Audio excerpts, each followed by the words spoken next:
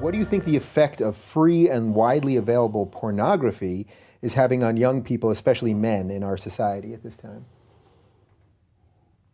Well, I think it's like Treasure Island in Pinocchio. It's all pleasure with no responsibility. That's deadening. It's parasitical in a sense. And I don't mean that, I'm not making a value judgment. I mean, it's no wonder the young guys are caught up in this, because it's an unbelievably powerful technology. It drove the development of the internet, let's not forget, right? So it taps into one viciously primordial motivation. And so these guys are being blasted by what biologists call super stimuli all the time. So imagine that there's a biological stimulus that has an effect on you, and then you can magnify it. And the typical porn actress, not the amateurs, but the professionals, have their sexually provocative physical elements exaggerated. And so men are very visual in terms of their sexual processing. And so, you know, the guys are pulled into it, and they're pulled into it also by curiosity. But I think that ethically it's not good. It's not good. It's an easy out. That's the other thing, you know, is what you should be doing is going out and finding someone to have a relationship with. And if you can gratify yourself with no transformation, but let's say you can't find someone, well, then you might say that's an indication you should change. It is, in fact, an indication that you should change, because what better indication are you going to get than that no one wants to be intimate with you?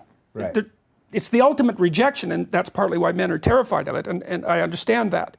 And I also understand the MGTOW guys, you know, who are just recommending that men don't enter into long-term permanent relationships with women. I understand where they're coming from, although I called them pathetic weasels a while back.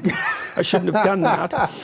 See, that's where I said to you, are you worried about every little thing that you say? Once you say some... Well, they're providing a lot of young guys who need a kick to go out there. Right, they're actually giving them the back door. They're giving them a rationale, and I've seen this have very detrimental effects on a number of people already, and partly in my clinical practice, because these guys, the young guys who aren't successful, they're looking for a reason why women are terrible, because otherwise they have to think, well, they're just not presentable, which is what they do have to think, because that's almost the definition of presentable, right?